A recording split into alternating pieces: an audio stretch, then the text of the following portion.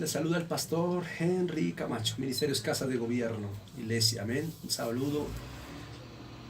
Bueno, quiero aprovechar estos últimos 15 minutos que tenemos. No estoy dándole la profundidad que demanda este tema, porque este tema realmente se enseña con profundidad en la iglesia como tal. Este es uno de los discipulados que damos en la iglesia. Es un módulo muy completo, dura aproximadamente 6 meses en la iglesia. Y se entrega profundamente. Aquí estamos dando lo que alcanzamos por el tiempo a dar. Por eso le estoy dando más prioridad a los versículos bíblicos que a la misma enseñanza como tal. En la iglesia, en nuestro ministerio, obviamente le damos mucha profundidad. Las personas que escucharon lo de Luzbel y esto, ahí se causan dudas, preguntas, confusiones. Eso lo podemos aclarar en el estudio que hacemos en la iglesia más profundo. Aquí por tiempo le doy prioridad a la palabra, es decir, a lo que está escrito en la palabra, y trato de ahí de hacer una explicación. Sé y soy consciente que no es muy profunda, que necesito apoyarme en más textos y en más evidencias, pero que por falta de tiempo no puedo hacerlo.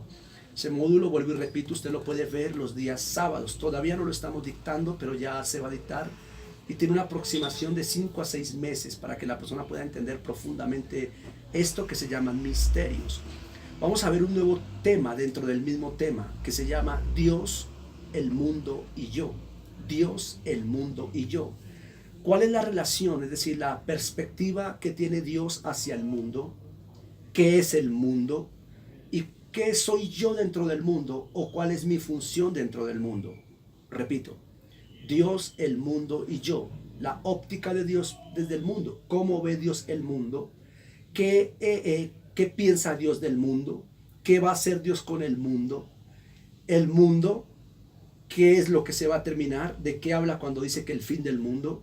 Y yo, es decir, tú, la iglesia, nosotros, ¿cuál es nuestro papel, nuestra función dentro de ese mundo? ¿Y cuál debe ser nuestra óptica dentro del mundo? Amén. Entonces, ya vimos que el mundo se va a acabar por lo que hemos venido analizando. Ya aprendimos cuáles eran las señales del fin del mundo. Lo vimos en los primeros programas. Ya vimos la única señal que va a establecer el fin del mundo. Mateo 24:14. Una sola señal. Ahora vamos a ver el mundo desde la óptica de Dios. Mi relación frente a ese mundo. Mis funciones frente al mundo. Y qué es como tal el mundo. Okay. Vamos a ver 2 versículos que se han malinterpretado o que se han predicado desde otro ángulo, pero vamos a entenderlos. Vamos a ver desde la óptica de Dios, desde la óptica de Jesús, ¿qué es el mundo para Dios?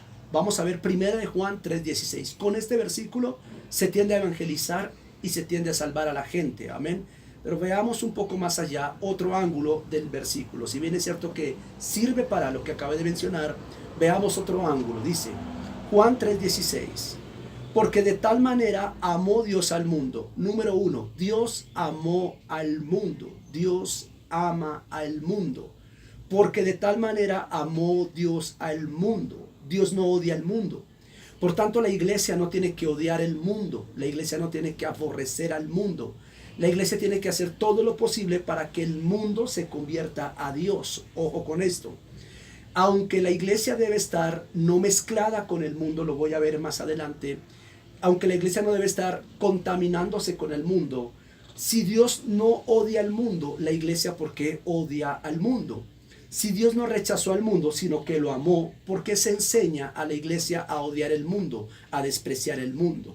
Lo que debemos despreciar son el ambiente del mundo, la contaminación del mundo, pero debemos amar a las personas, no importa quién sea. Puede ser el adúltero más grande, el fornicario más grande, el borracho más grande, puede ser el pecador más grande. Debemos amarlo, predicarle para que esa persona se salve, se vuelva de su pecado a Dios y Dios lo pueda salvar. ¿Por qué? Porque de tal manera amó Dios al mundo. ¿En qué nivel amó Dios al mundo? ¿Qué tanto amó Dios al mundo? La parte sigue diciendo que ha dado a su Hijo.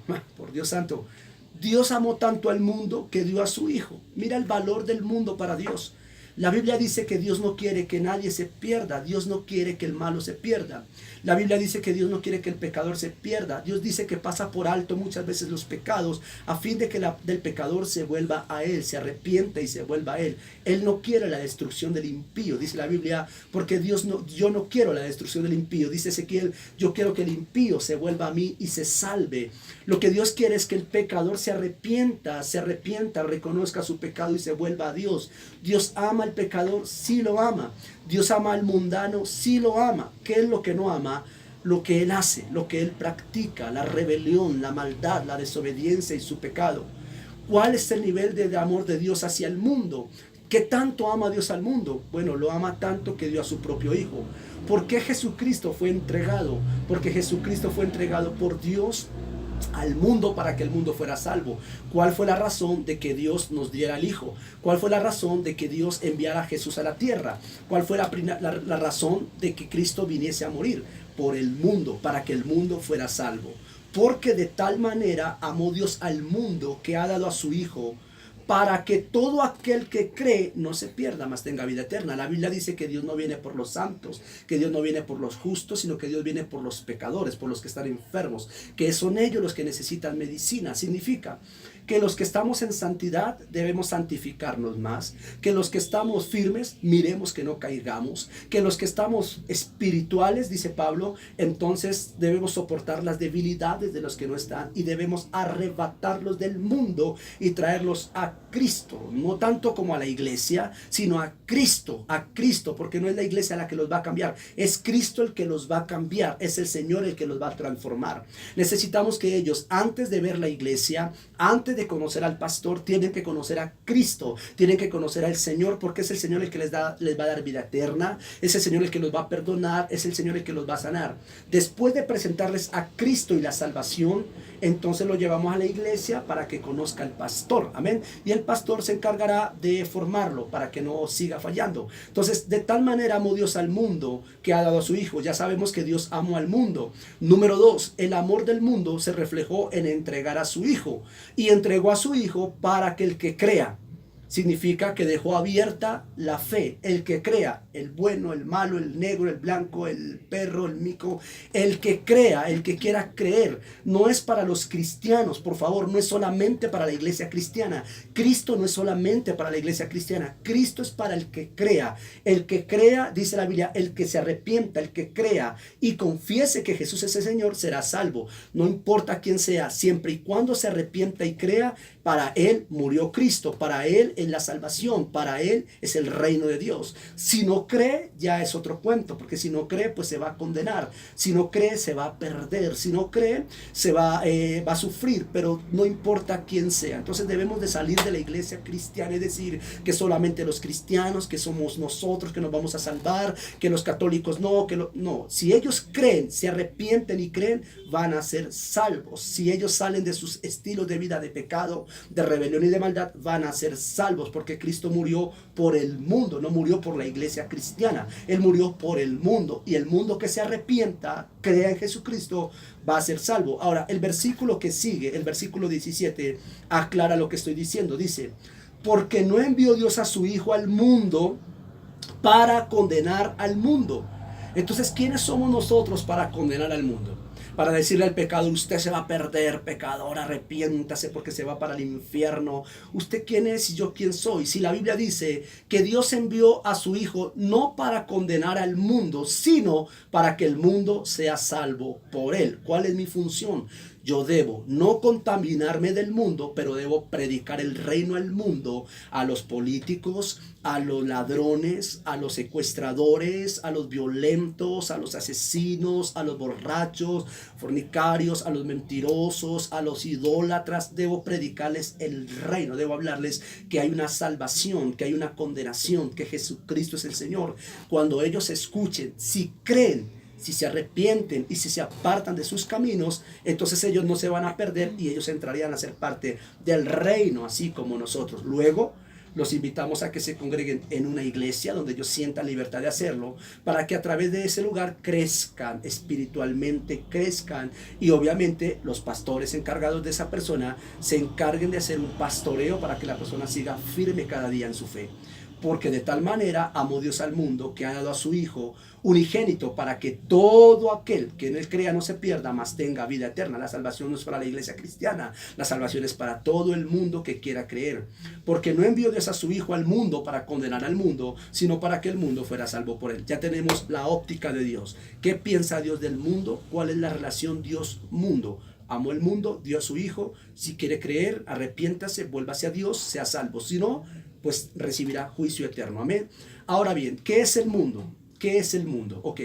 El mundo y la tierra son dos cosas completamente diferentes. En la Biblia tenemos dos palabras diferentes. Cuando la Biblia habla del mundo, habla de que eso se va a acabar. Cuando la Biblia habla de la tierra, es diferente. Tú no puedes mezclar el mundo y la tierra. No se va a acabar la tierra. No va a haber juicio sobre la tierra, va a haber juicio sobre el mundo. Es el mundo lo que se va a acabar. Son dos palabras diferentes. Enfoquémonos en el mundo. La palabra griega, cosmos. Cosmos significa sistema de control, sistemas de gobierno, sistemas de operación. Sistema, el sistema es el mundo. Corrupción es sistema, o sea, ese es el mundo. Mentira, ese es un sistema, ese es el mundo. Odio, ese es un sistema, ese es el mundo. Amén. Perversión, ese es un sistema, ese es el mundo, eso es lo que se va a acabar.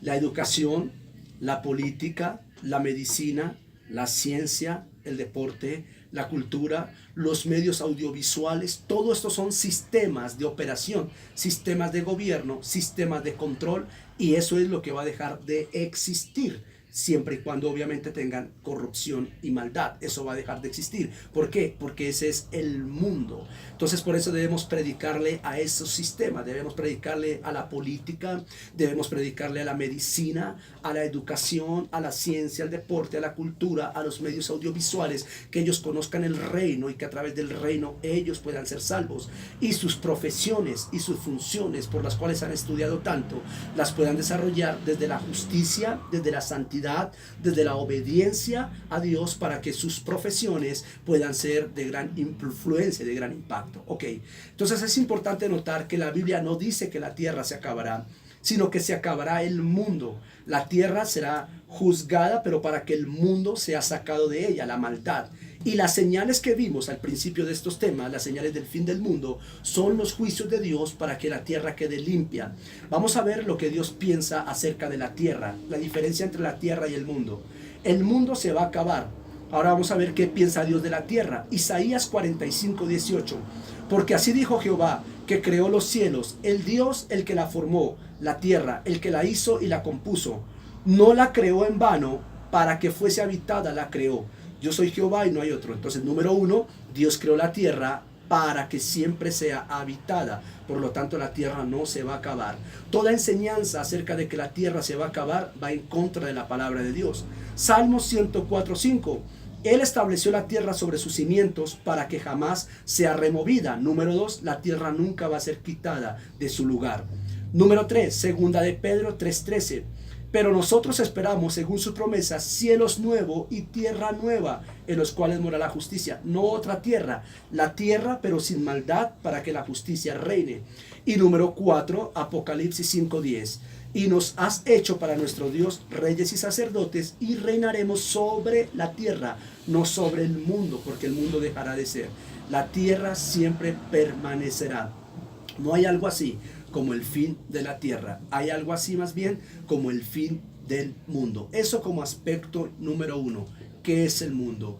Y para nuestra próxima sesión, nuestros próximos programas, vamos a ver tu posición frente al mundo, tu actitud con el mundo, la sentencia contra el mundo, tu situación en el mundo, Jesús y el mundo, la manifestación de Jesús para el mundo, la orden sobre ti para el mundo, las promesas de ti sobre el mundo, la actitud que debes tener hacia el mundo y las condiciones para salvarte de ese mundo. Eso lo veremos en nuestros próximos programas. Dios te continúe bendiciendo.